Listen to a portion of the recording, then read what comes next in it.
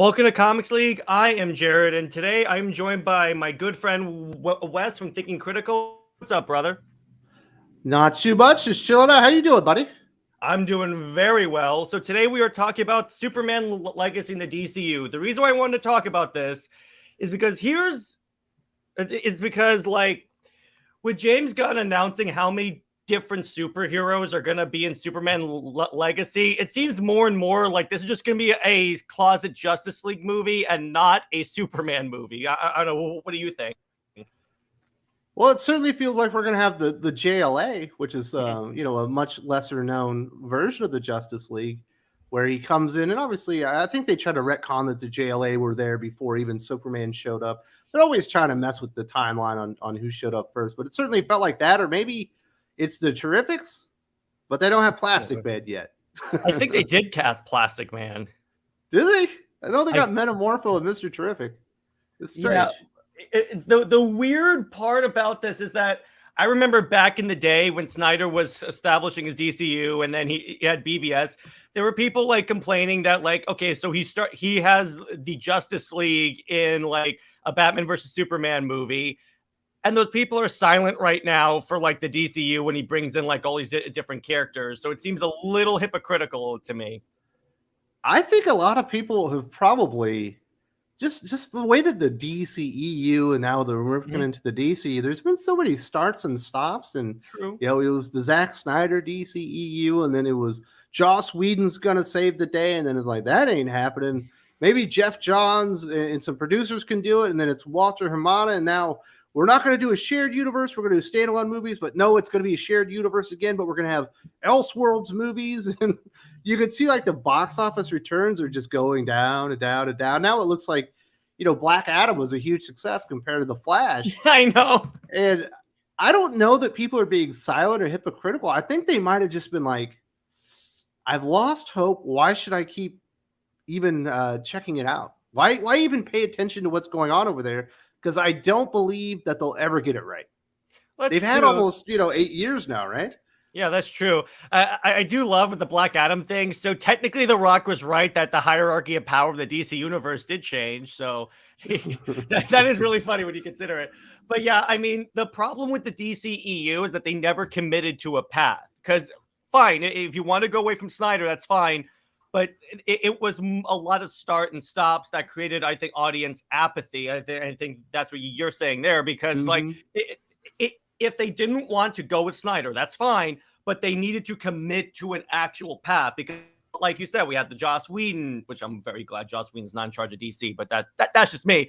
But and then you had the Walter Hamada, and then they said, no, we're going to have a bunch of Elseworlds movies. You have to pick one and go with it. Yeah, they just never established the heroes because obviously we've had like tons of really good Batman movies. We've had, 4 or 5 different iterations of Batman on the big screen, but we haven't had a whole lot of different versions of Superman or Aquaman or Wonder Woman or Green Lantern, and they needed to establish these characters like they did with the MCU. But when you see Joss Whedon and Kevin Feige doing like $1.5 billion or whatever it was that the first Avengers movie did, and you're like, well, that's what a Justice League movie should do. Should we wait the 4 years or 5 years to establish all the heroes, maybe do a crossover of Batman versus Superman as a culmination, like halfway point to get to Justice League, or should we just do it on the third movie? And they forgot, oh yeah, you actually have to flesh these things out, introduce the characters, introduce some cool villains, see what works, because I imagine Loki wasn't originally supposed to be the big bad guy. No. In the Avengers movie, but when you saw him in the Thor movie, whether people like it or not, I think it's one of the really underappreciated MCU movies. You're like, it is. Wow, Tom Hiddleston's really got it. He's got some charisma. He's got that screen presence. Maybe that's the direction that we should go. Yeah, that's true. And what's interesting is that even before the whole DCU with the Snyderverse and stuff, Zack was only brought on to do a Superman trilogy, which would have culminated into Superman becoming the classic Superman. So what's interesting is that when a lot of people say it's all doom and gloom with Snyder's Superman, my thinking is they never gave him a chance to get to that point, because the original plan, when he was doing the DCEU, was Man of Steel 2, and then BVS. You have that movie where he is that Superman. Yeah, you had him move up to it. It was just a weird way to introduce your new Batman. Why wouldn't you want him to have his own solo movie? I Don't fight agree. Joker. Go fight, go fight the Penguin or Two Face or somebody that hadn't been seen a whole lot. Joker's kind of overplayed, but or maybe even go something different. Deathstroke. Like there's a Hugo Strange. We haven't really seen him in the movies. That'd be awesome. That would be honestly really cool. You have more of a psychological bend to it because it's Hugo Strange. So, in terms of going back to Superman likes in the DCU, the problem I have with the DCU is that yes, James Gunn can say the first movie, the first project, if you will, is Superman Legacy, but that's not the first project coming out. You have apparently Blue Beetle, then you have Creature Commandos. Creature Commandos. Well, he also said that the Flash, he said it in interviews that the Flash was supposed to be a reset setting up the DCU. So that says that the Flash movie and everything that goes on in there is tied to the future of the DCU. He said that Blue Beetle is the first character of the DCU because he's going to use that version of Jaime Reyes, with the actor from Cobra Kai in the DCU itself. So Superman Legacy obviously is the launching point, but why would you take elements from stuff that people have outright rejected? There's no way this Blue Beetle movie is going to be successful. No. If the Flash movie with Michael Keaton playing a pretty major role can't do it, and with all the hype that was coming out of the Super Bowl, which felt like it was pretty genuine at the time, if that one can't make it, Blue Beetle ain't doing it either. Plus the fact here's the thing, and this is the thing I settled when he said that Blue Beetle was the first movie. Let's say Blue Beetle bombs. You are now going into your cinematic universe with a black eye before it even begins. Well, and it's all the bombs. It's Black Adam bombing despite having The Rock, the Flash bombing despite having, obviously Ben Affleck. You've got Michael Keaton, all these cameos. I guess they use CGI to place a bunch of other versions of Batman in there as well. Aquaman has a chance to be successful just because it was so wildly successful overseas, not so much as the domestic success. But Blue Beetle's not going to do it. And then they're going to take the Aquaman character, likely the one that has a chance to make money, and make him Lobo. Okay. Yeah. by the way, Tavia brings up a good point. Didn't the Suicide Squad movie bomb? Now, there are a lot of different factors around this bombing. Number one is COVID. I don't think it did bomb. Oh, you're talking about the Suicide Squad. The Suicide Squad. The issue with it is that, yes, COVID definitely affected it, but it also got the same cinema score as The Flash. So yes, COVID played a role, but I think also the relatively negative audience perception to it did kind of hurt it. Don't get me wrong. I like some parts of it, but I'm just it wasn't as successful as people think it is. Well, you kind of got to take the three DC movies that were released during COVID. There is an asterisk. You have to put it out there with Wonder Woman 1984, Suicide Squad, or the Suicide Squad, whether or not they would have been successful. But, the first Suicide Squad was successful because people didn't have a preconceived notion that this DCEU was going to be such a mess. That trailer was hot. That's one of the best trailers they've ever done for one of those DC movies. And the first 20 minutes of that Suicide Squad with David Ayers, I think, that's actually pretty exciting. You're into it. And then when you get to the actual movie itself, the story, you're like, oh, it's just a lady dancing around, moving her arms. She's hot, but she ain't that hot. We'll see if we actually get the Ayer cut of Suicide Squad, because there's a whole nother cut that apparently fulfills the Joker requirement. I don't think we will, because they just removed the Snyder cut of Justice League from Max in Europe. Yeah, but it's still on Max in the United States, and I think what that is it's HBO Max. So I think what they're doing is they're trying to go away from HBO Max and devote everything to Max. But no, I got you. They're removing it for a reason. It's because they don't want to pay for it. It costs money to keep those things on your servers and available. But also, speaking of that, the Snyder Cut also came out during the pandemic, and that apparently did well and did pretty decent for a streaming movie. You would think it would do amazing since everyone was stuck at home and we're getting new streaming services. It was supposed to be like the big thing that was really going to launch HBO Max into to competing, I guess, with Netflix and Disney Plus. It didn't really work out that way. Their price point was just too high compared to the other streamers. And then also, you know, this is the dad in me speaking, not really the comic book geek, but when you think of like Disney, that's a lot of kids content. There's a pretty decent amount of kids content on Netflix, and you know, I've got HBO Go, and yes, they do have like Looney Tunes and stuff like that, but it wasn't like a real wide array of stuff that you would be comfortable with your kids watching. You know, a lot of it's HBO stuff, which is specifically not made for children. That's why they changed it to Max, because they figured the HBO title was turning people off for like the other content they have in there, because they have kids content. It's the price. It's too expensive. Well, that too. Especially with, you know, you got to have Netflix, you got to have you know, Disney Plus, you got to have Amazon Prime. I need a Spotify, you know, just in case of that, and you know, all these subscription services, you know, they mount up after a while. It ends up being pretty expensive. It ends up being more expensive than cable, which we were supposed to be fixing with this. Yeah. But so the thing about that, so in terms of like, I think, see, here was my issue with the castings for Superman Legacy, going back to this. Now, I like the castings. I think like Nathan Fillion as Guy Gardner is actually pretty solid. I would have liked to play Hal Jordan, but that's just me.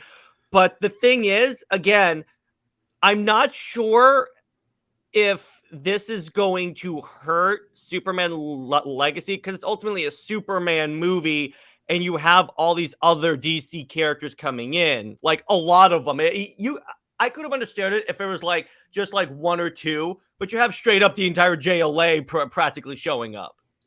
Well, and those are just the ones that they've cast and announced. I imagine there's going to be more. You know, they still haven't even announced Lex Luthor. And, you know, it's just weird because you're going, this is supposed to be like a young Superman story. Imagine you're fleshing out, going to have the trials and tribulations, you know, coming to terms with dealing with the superhero identity. How does Clark Kent fit into this world?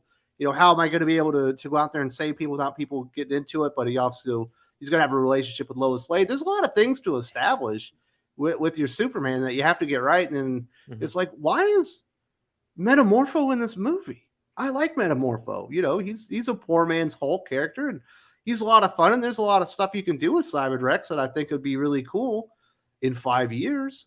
Why is he here now? Why is Hawkgirl there? Like we've already seen Hawkgirl. She was in, you know, Legends of Tomorrow. You don't need Hawkgirl in this movie. You know, Guy Gardner, Green Lantern, okay, maybe. Nathan Fillion's apparently a buddy of James Gunn. He does cameos in his movies. I just saw one in Guardians of the Galaxy Volume 3. But it almost feels like there's no rhyme or reason. Do you want him to play a secondary role? Yeah, and the thing about it, I get that's supposed to be a world without superheroes. Here's another one of my issues. First off, okay, you're having all these different superheroes show up. You could have, if I were James Gunn, I would have at least tried to cast Batman and Wonder Woman and have them show up once in the movie, because they're supposedly supposed to be like his best friends on the Justice League, and they're the Trinity. If you want to really have important, because James Gunn's like justification for having all these characters is because he wants to show like the Superman side of Superman and his other job life. And I'm like, then why not have the two co-workers that he works best with at least show up for a scene in the movie to establish that they exist? I wouldn't be surprised if they're, you know, in the after credit scene, like Nick Fury showing up in Iron Man. But you know, Iron Man's the way that you start your universe. You don't tell everyone that you're doing it. You go out there and you do a really good Iron Man movie with an Iron Man villain, and then another piece of connective tissue shows up at the end that played no role really in the movie, but tells the audience that movie that you just like, it's about to get a whole lot bigger, or at least the possibilities there. And the other thing is that, okay, so there's an assumption that this is going to work. Yeah, I think that's my point. Problem. That's exactly what I was gonna say there. What he should do is focus on making a good just Superman movie. Then you can see if you can bring in all these elements, because really what you're doing, you're gonna screw the entire universe if you bring in all of these characters at once in one movie. Because if that movie bombs, everyone else bombs.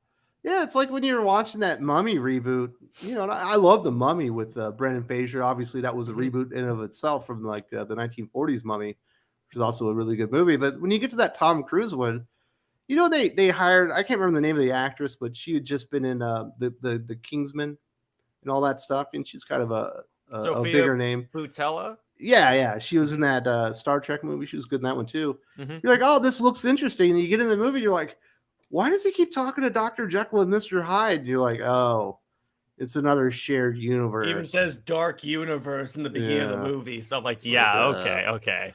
But that's the thing. And you're right. When they approached Iron Man, they weren't going into it saying, let's start a universe. They're like, let's start with this, see if we can make this work, and then we'll start the universe. Obviously, it was an idea because, Nick Fury's there at the end.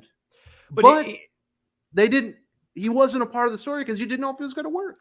Plus, here's the other thing that I don't think James Gunn is considering. The DC movies have a lot of baggage that they have to overcome. Absolutely. So even as a Snyder fan, I'll admit there was a lot of baggage with this. So I really think that he should have just done a Superman movie, just done a straight up Superman movie, and then seen if he could at least get one DCU movie to work.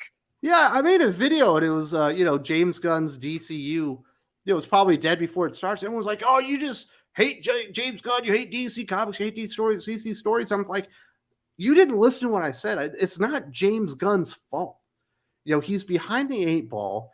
The universe right now is associated with bad movies and enormous box office bombs at this point. You've restarted the universe so many times concurrently with never having a break to where people can be like, yeah, it didn't work. Maybe they're going to try something else later. That once you finally get to this James Gunn DCU, and if Superman Legacy is good, it's not going to be as successful as it should be, because a lot of people just don't believe that it can work at this point because it's failed too much. Yeah. How many times exactly? And like you said, how many times have they rebooted? Here's the key thing. How many times have they rebooted without a plan? Because even after Snyder left, they didn't have a plan after that. They were like, let's just throw stuff at the wall and see what sticks. No, you have to come at it with a solid plan. Yeah, they got lightning in a bottle. They got a couple of big hits with the Wonder Woman movie that I don't think a lot of people were expecting that. No, and I'll admit, the middle portion of that movie is actually pretty good. I thought the beginning and the end weren't all that strong. And then obviously Aquaman did $1 billion, really elevated by the Asian box office, really blew up in China and stuff like that.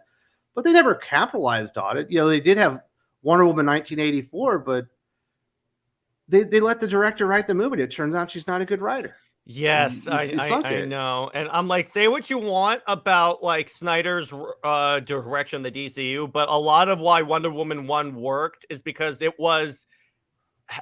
Snyder had a hand in that Wonder Woman 1 because it was still part of his universe. So I still think that at least some of the good parts were from that. Well, hopefully he didn't come up with Ares because that did not work. No, I don't think he did.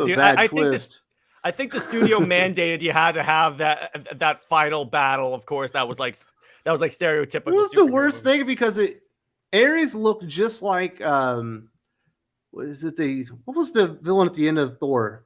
It's not the Exterminator, is it? I don't know, the big metal guy with the beam coming out of his head. Yeah, the Destroyer. And then obviously you had Steppenwolf, in the Justice League movie that looks like Liam Neeson. Ares. It is just like the same villain over and over again. It's like a big metallic guy that shoots laser beams. Yeah. It's an energy god or something. Yeah. Third cut of Wonder Woman 17 was Jeff Johns. Oh, really? Well, all right. But Savage Dribble says that a best plan would have been to say, screw the universe. We're going to make some good movies with a very loose ideas to tie them together and bring them together when we have an idea what teaming up. What they could have done after, they sort of done that with the Batman and Joker. Mm-hmm. They both, obviously the Joker went over $1 billion. I believe Batman went over $850 million. They both made money. Yeah. It was like, wow, you've established a good Batman and Joker, but they'll never fight each other. Yeah. Okay. What they could have done is that after, let's say they did like Wonder Woman and Aquaman, what they should have done is done a Superman movie. That should have been the first one post Justice League, and a Batman movie, and then built toward another Justice League movie, but after doing all the solo movies. Yeah, they should have come up with an actual game plan. They were just like throwing stuff at the wall. And you can see it with like the Harley Quinn movie, Harley Quinn and the Birds of Prey, the or the Birds of Prey and the Fabulous Emancipation, whatever. One of the worst titles in the movie. I know, right? What were you thinking? Well, first off, I don't count a Birds of Prey team unless it has Batgirl on it because she's kind of an important part of the team. But also, Tevia asked, what would have happened if the Snyder Cut of Justice League was released from the beginning? Okay, so let me be clear on this. If it were released from the beginning, it would not have been 4 hours. I think that's pretty obvious. It would have been 2.5 to 2:45, I would say, would be pushing it. That movie is more put together than Justice League. I think it would have done better than the theatrical version. And then they would have because the way the Snyder Cut ends, it ends in a way where they could have gone away from Snyder's plans if they wanted to. They could have had Man of Steel 2 with Superman puts on the blue suit instead of the black suit.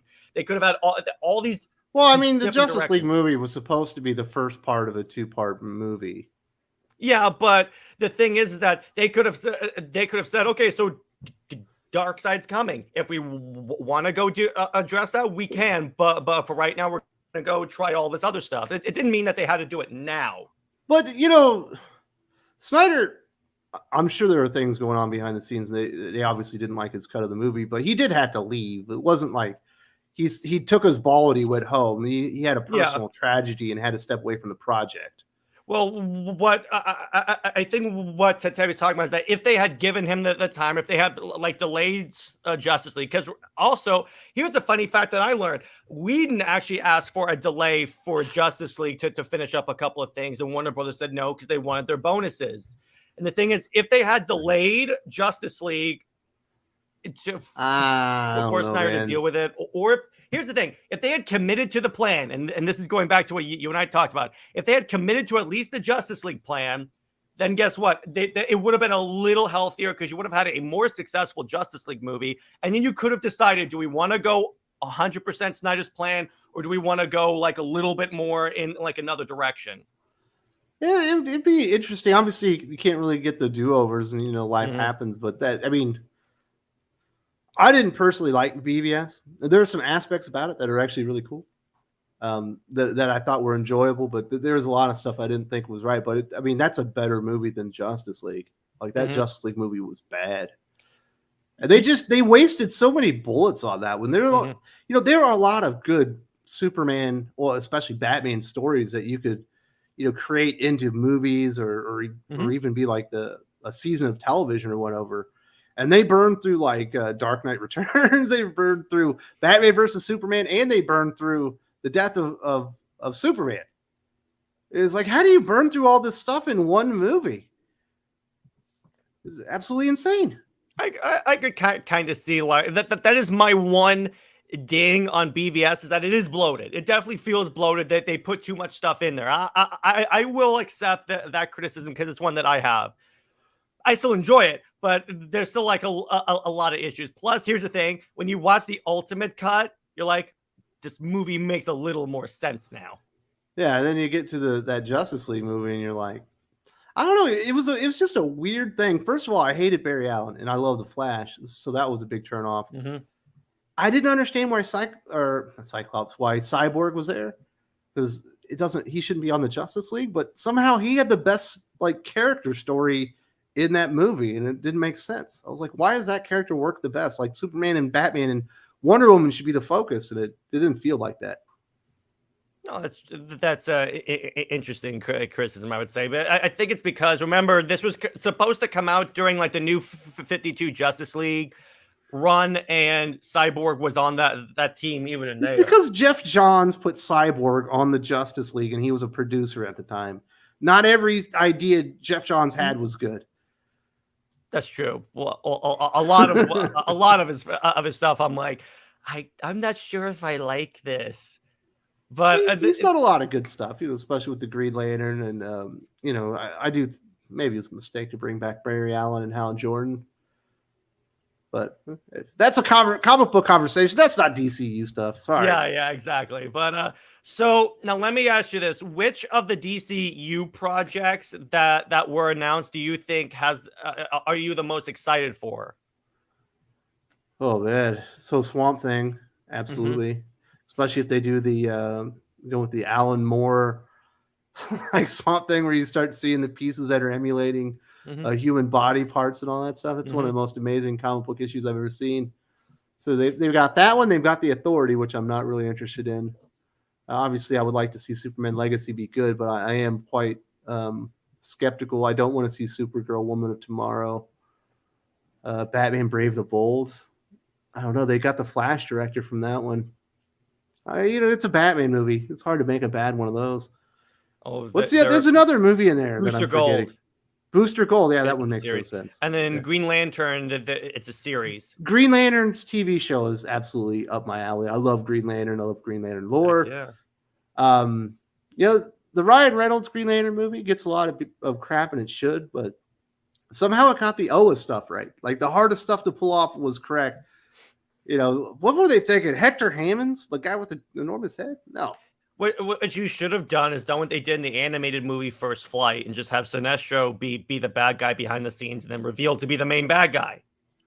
Yeah. I don't know. Ryan Reynolds should have been able to do it, but he's probably better on Deadpool anyway. Oh, yeah. Have you seen that Wolverine suit, dude? Yeah. Then, of course, you get the news that the shooting is shut down because of the strike. And you're like, you just can't have nice stuff anymore. And then Master Sergeant says the most curious one has to be the Batman movie with a child Robin. I do not expect that one to work at all. We'll see. Because here's the thing, though. With that one, it's going to hyper depend on how old Batman is, because it's Damian Wayne being Robin, and James Gunn said that the other members of the Bat family are going to show up. So, we got like Dick and Jason. So I'm like, wait a second here. Is this a new Stephanie Brown? Yeah, I'm like, is this the new 52 Batman situation all over again, where he's like young, but he has like 5 Robins? Well, I think it'll be kind of weird because Superman's going to be young and he's going to be 50 or 40 or something. I don't understand. So I assume that was a Master Sergeant in the Marine Corps, and I want to say thank you very much for your service. Yes, heck yeah, dude. The other thing. Speaking of I was a Master Sergeant as well. Heck yeah. The issue that I have with Liga here is that, okay, what James Gunn should have done, at least what I would have done a little bit, is that you had the perfect casting for Superman. And you already said that this version is going to be the actor's age, which is like 31 or something like that. And Cavill can pass for 31. Then you piss off the fan base by saying, no, Cavill's not going to be Superman anymore. Yeah, they still cast a guy that looks almost just like him. Yeah, I know. Which is making me think, because I know Warner Brothers, what they're probably going to do is that if this bombs and they want to go in a different direction, this is my conspiracy theory. It's not. It's just me pulling something out of my ass, but it would be kind of funny if they try and if they reactionary try and retcon it again. So this is actually taking place before Cavill's Superman is really established, and then they bring back Cavill. In other words, they use Legacy to retcon Man of Steel, and then they bring Cavill back as the main Superman. I don't think so. He might come back for Kingdom Come. Yeah, but he's too young for that. Yeah, I know. But you throw a little gray in the sides there, Here's the thing. Look. Superman is actually practically immortal, so you could still pull it off even if he is young. Yeah, when he looks like he's in his 50s, he's probably a couple thousand years old. Yeah. Plus, depends on the story and the artist. Yeah, exactly. Because it's like when you have Kingdom Come, yeah, it looks great and everything looks good. Then you have the not so good sequel to Kingdom Come, and I'm like, I'm not just forget about that stuff. Yes, exactly. Master Sergeant says, but Gunn still has to pull off an acceptable tone that would allow audience to accept Batman flying off rooftops with a child. That too, also. Yeah, I mean, so I don't think James Gunn is a bad director. I don't think he's a bad writer. In fact, I think he wrote the best movie that Zack Snyder ever directed. Mm-hmm. He does a good job establishing characters. He does a great job of executing character moments where you feel for him. You're like, oh, yeah. And he actually has really good character arcs for his characters for the most part. Although in Guardians of the Galaxy Volume 3, there wasn't much for Drax to do. A couple of the characters just kind of got sidelined because they just wasn't anything for him to do. But for the most part, during his stories, he's able to map these things out. But he thinks he's so funny and he's so clever. Like he will end up doing 10-minute gags and stuff like that, where, I think Tarantino's a great writer and director. And I wouldn't want Tarantino to do a Superman movie because it would be a Tarantino movie instead of a Superman movie. Can James Gunn do a Superman movie instead of a James Gunn movie? That's the big question because, we saw, well, it was at least alluded to that Superman was in Peacemaker and he just made fun of him. And Superman did show up at the end of Peacemaker, but I'm like, that shadow thing doesn't count. I'm like, no, but he used it to make fun of him. Like, all right, there you go. And then also because it's got to be a joke. Speaking of those long jokes, like they had an entire like minute segment where Peacemaker and Vigilante are making fart jokes, and I'm like, see, I'm fine with that on a character like Peacemaker. Yes, I know he's from the Charlton universe, and that is not a very good, accurate interpretation of who Peacemaker really is in comic books. But he's not Batman. It's not Superman. If you're going to take some liberties, better to do it with a more obscure character like that. Yeah. And I thought the show was fun, like surprisingly fun. I wasn't expecting anything from it. And I thought it was enjoyable. I know Drew from Comics Lead, he's a really big fan of Vigilante, and he hated it just because of the way they use Vigilante. But yeah, I hated that. As somebody that's not all that invested in the character, I thought it was funny. There's some good moments. Like when he has that eagle, I was like, damn, that's I like good. some parts of Peacemaker. The part that I hated was every time he made fun of the Justice League. I get it that that's the point of Peacemaker in that show. He's supposed to be like believing everything you read on the internet, but it's just I don't know how I feel about a character saying Superman has a poop thing. I'm like, And that's not a Superman thing. It's not even a Peacemaker thing. That's a James Gunn thing. And that's what Master Sergeant is talking about. And it's certainly what everyone, I think, with any type of like functioning brain cells that have seen these movies should be worried about. Because James Gunn does have a style. And, he likes poop humor and he likes running gags. And he doesn't like to take the characters too seriously. But with a character like Superman, you kind of do have to take him seriously, especially in his own movie. To a degree, because I do agree that Superman has room for like humor and like a little bit of like fun. Absolutely. But you don't want to go too far in that direction, which, it's kind of funny. Recently, we had Superman movies that either went really far in the other direction or really far in the comedic direction. We've never had one, except for arguably, in my opinion, I know you on this, Man of Steel, that really like straddle the line. That was Hyperion, though. That wasn't Superman. That was Superman. It was Hyperion from Marvel. No, but what disguised as Superman. The way I see it is that that was Superman like a day after he became Superman. So it's like really like he figures stuff out. But my point is, we haven't really gotten the Superman movie that has that tone between the two. You know what would be great for James Gunn to work on? Obviously, it's a little bit too low profile, but he would be awesome on a Booster Gold movie or even a Booster Gold TV show. Or I think he could be awesome on a Green Lantern show with Jon Stewart and Guy Gardner because there are really great comedic elements that you can play off with Guy Gardner, juxtaposed to the ultra serious Jon Stewart. Mm-hmm. And to where he could go out there and do the things that he likes to do, and they're going to make sense within the universe. I just don't think for the most part, they're not going to make sense in a Superman movie. But I hope I'm wrong, and I hope he just blows me away, man. That would be awesome. I could be wrong. Like he could be, it could be like one of the greatest Superman movies of all time. It's just I've watched too many James Gunn movies to know. Because here's the thing about James Gunn: he can't help himself. That's the thing, though. It's the same thing with the dude that did Thor: Love and Thunder. Yeah. I mean, the guy's funny. He's done some really good stuff. I love Hunt for the Wilder People, but he is who he is. What's funny is when Love and Thunder came out, it's bad when people are starting to say maybe we were too hard on the Dark World. I still don't like Dark World. I still think that first Thor movie was really good. That was great. I love that first Thor movie. I didn't like the Dark World. I thought the villains were kind of boring. I just didn't think it was a really good story. And then I didn't even like Ragnarok. I thought, obviously, I'm forgetting his name. The director, he didn't write that when what's that? Taika Waititi. Taika Waititi. He didn't write that when he only directed it. So, the story made sense and all that, but there was way too much Taika Waititi in it for me. And obviously you get to Love and Thunder and he wrote and directed it, and there was like the Hercules scene is one of the worst scenes that I've ever seen in a movie. Yes. The movie where I think they got Thor's tone like to a T, or at least they got an enjoyable tone, enjoyable like balance, was actually in Avengers Infinity War, because you still had the comedic elements of Thor, but you also brought in the serious elements of him as well. Yeah, because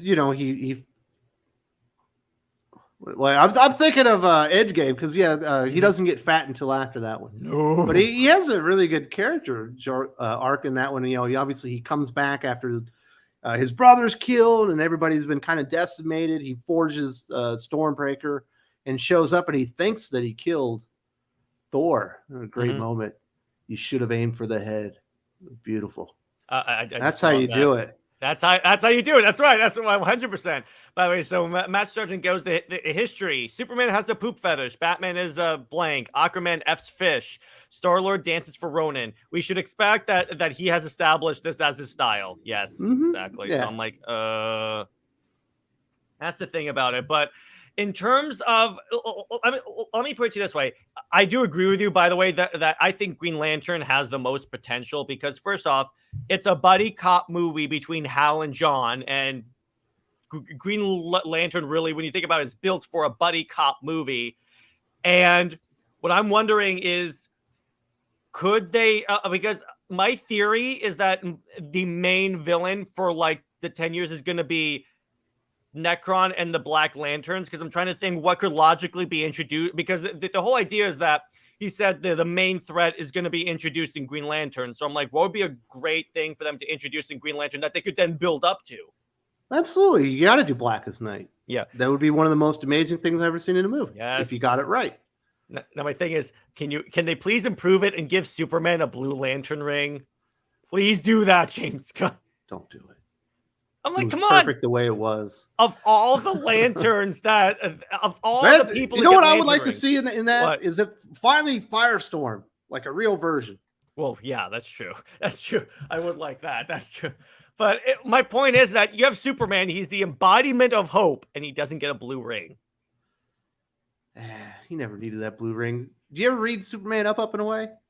It's my favorite Superman story. I think you brought that up a few times when you're on the show. Jeff Johns, Kurt Busiek, he's depowered, and I believe is it Guy Gardner? No, it's gosh dang it, the Bronze Age Green Lantern that was replaced by Hal Jordan when he came back. Why am I forgetting his name? Was it Kyle Rayner? Kyle Rayner. I believe it's Kyle Rayner, and then Hawkgirl, I believe, is there, and there's another hero. And they give him a Green Lantern ring because he's depowered, and he just looks like Clark Kent, but Green Lantern, but green. I was like, yes, that's cool. The perfect explanation of Superman. And then Tevia asked, who do you think the Authority main villain will be? Superman. That's actually a really cool. That actually would be a really great idea for a villain for the Authority movie, I think. He's the ultimate villain for the Authority. He's the only one that can stop them, and he is what they wish they were. They're not righteous. They're evil. Yeah, and it's like that would be a great like foil for because basically what it seems to me is that with the Authority, they're basically doing that Superman story. What's so old-fashioned about truth, justice, the American way? So it makes sense that would be a great way for them to foil it and tell that same story, but from the Authority's perspective, because so far all we have is it from Superman's perspective. Yeah, otherwise, I guess it would be Bendix, right? Yeah, kind of. But I'm like, here's my problem. My Bendix problem is too much like Lex Luthor. Well, yeah, that's true. But the overall concern that I have with the James Gunn universe is that it's too many obscure obscure things. Way too many. Because when you're he thinks the MCU would have been more successful if they started out with Guardians of the Galaxy rather than Captain America, and that's not right. I tell people the reason why Guardians was even greenlit and successful is because you had the previous foundation laid by Captain America, Iron Man. They'd established their reputation at that point. This is what we are, and this is what we deliver. We know you don't know who these heroes are, but trust us, we haven't steered you wrong yet. This is going to be a good movie, and they delivered.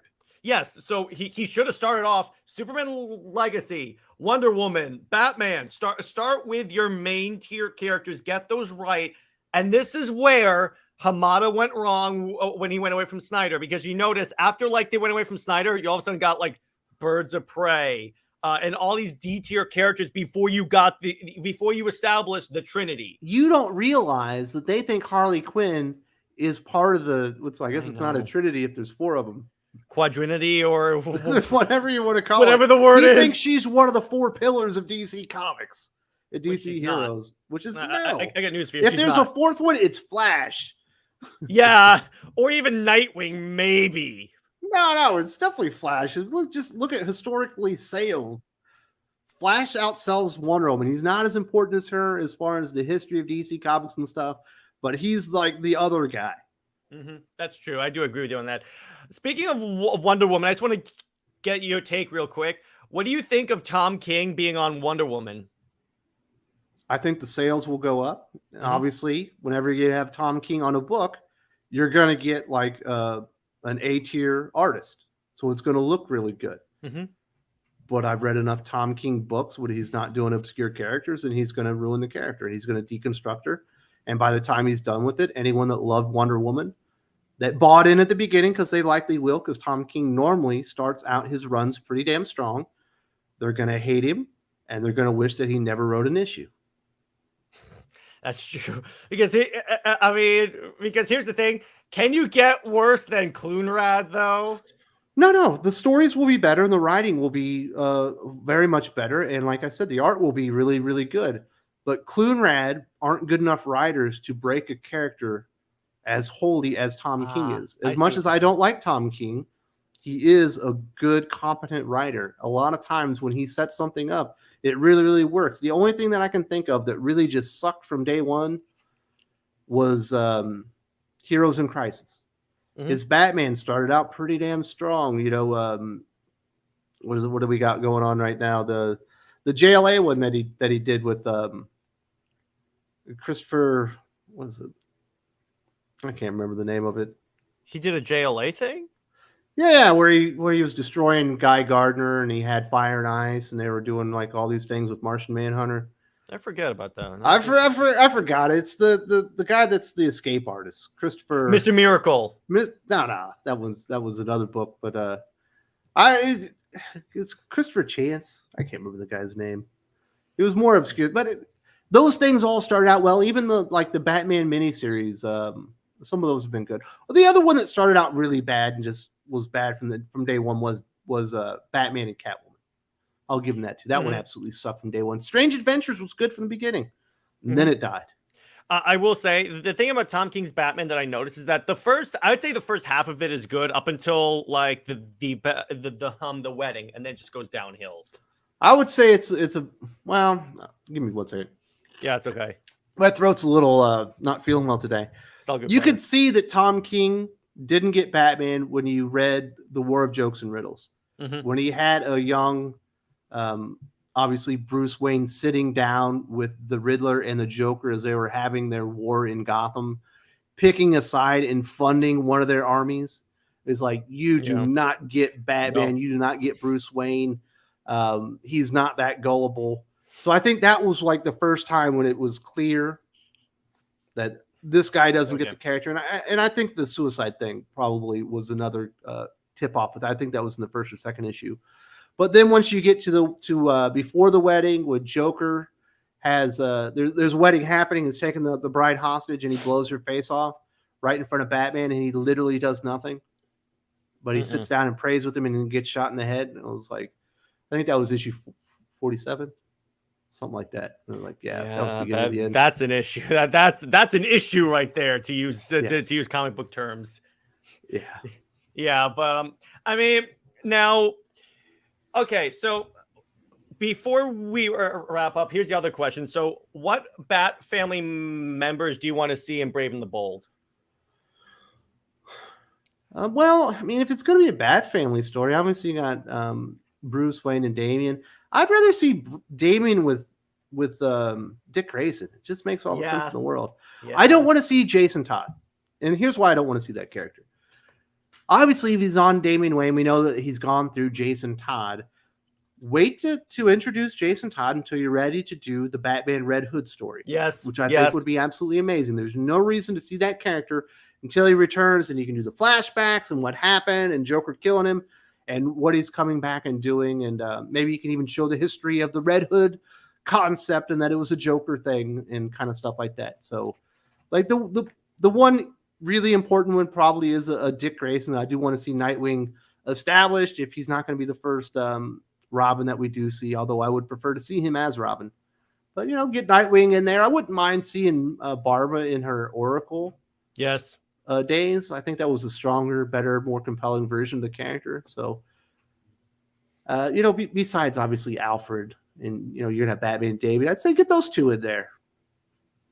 And see, and here's the thing. Go back to what you said about Red Hood. Here's the thing. We probably will get Red Hood because if James Gunn is going with the order of Robins, if he's going to Damian, then Red Hood already exists. Exactly. Yeah. That's why you show him up, and then you do the flashbacks of the Robin that he lost. Mm-hmm. Maybe there's something in the background of him with Jason Todd, but he never acknowledges it.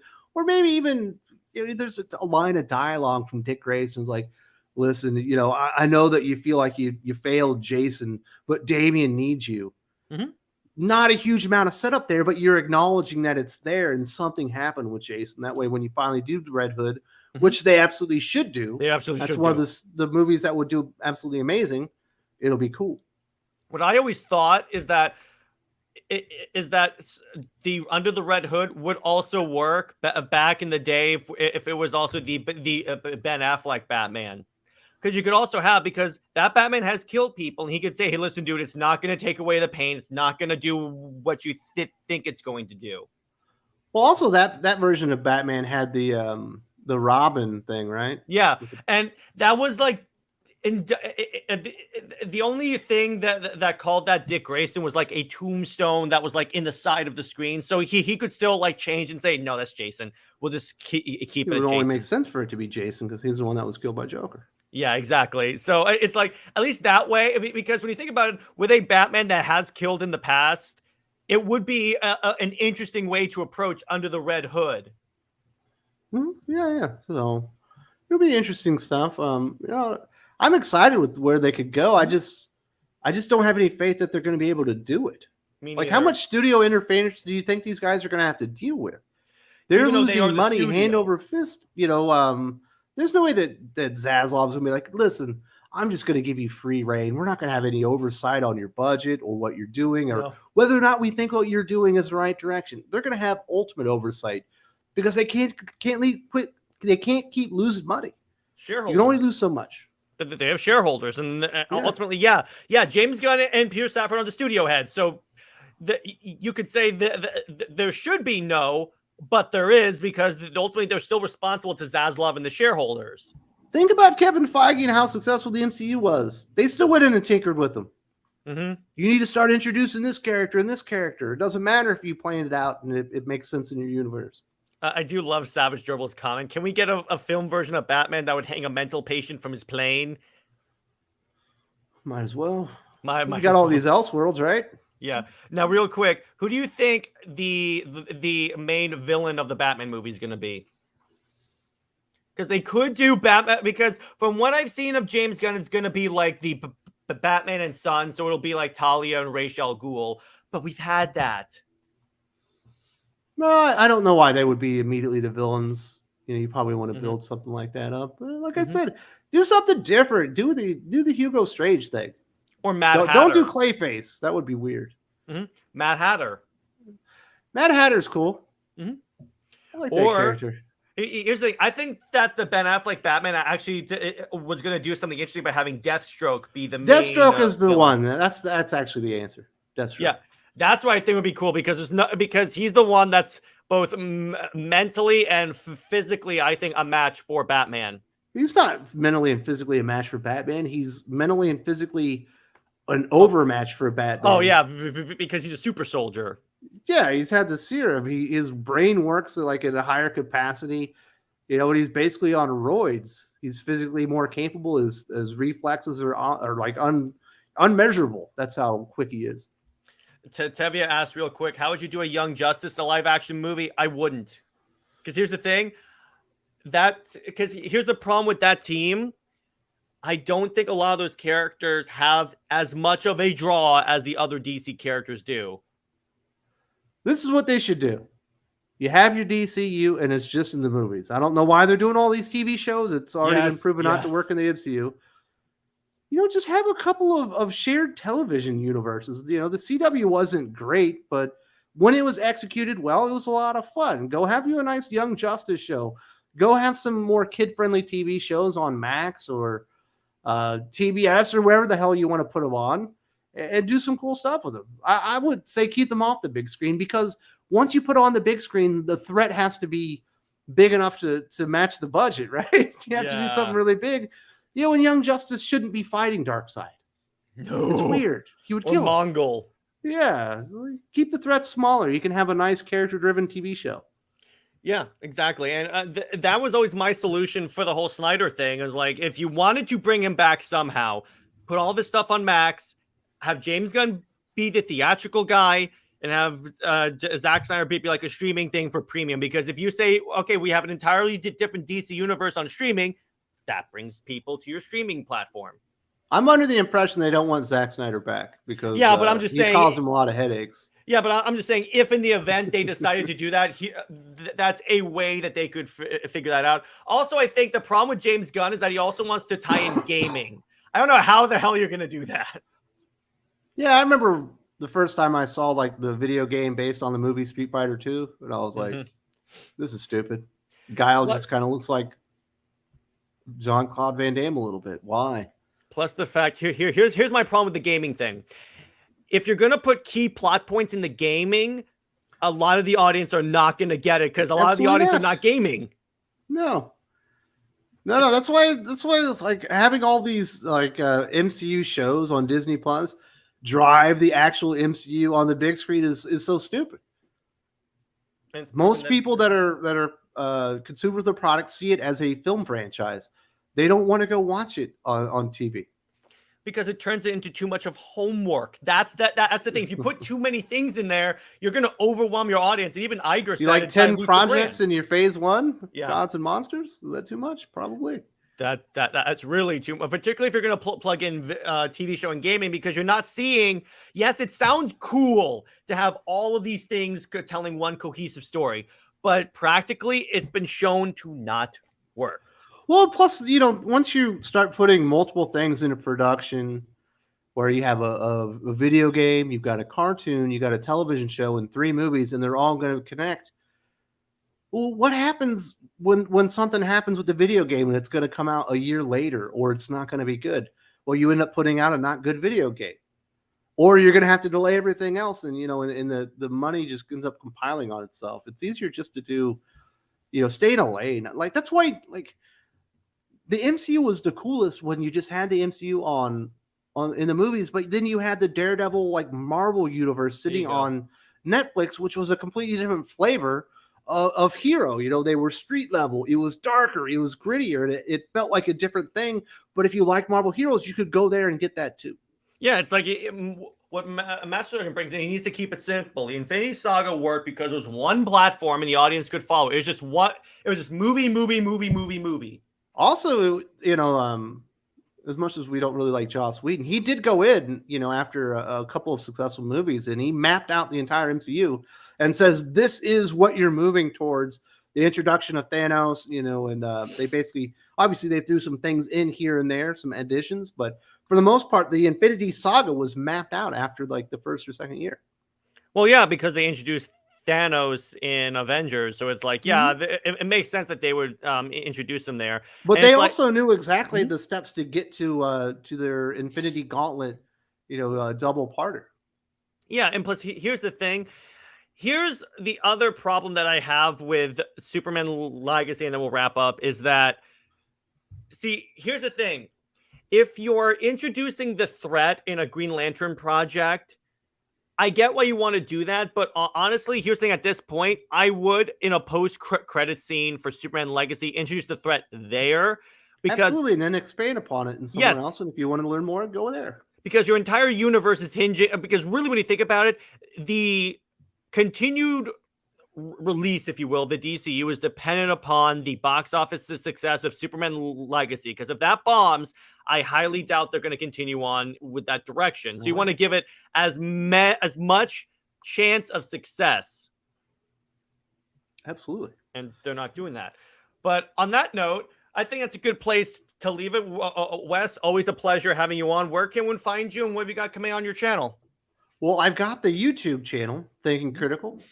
Basically, I talk about comics and pop culture, leaning a bit more on pop culture right now because comics are a little bit dead. It's a quiet period, but this is going to be a really interesting week. I've got 3 things lined up that I'm going to talk about the current state of comic book sales in the industry, talking about some retailer perspective stuff, then some hard sale stuff.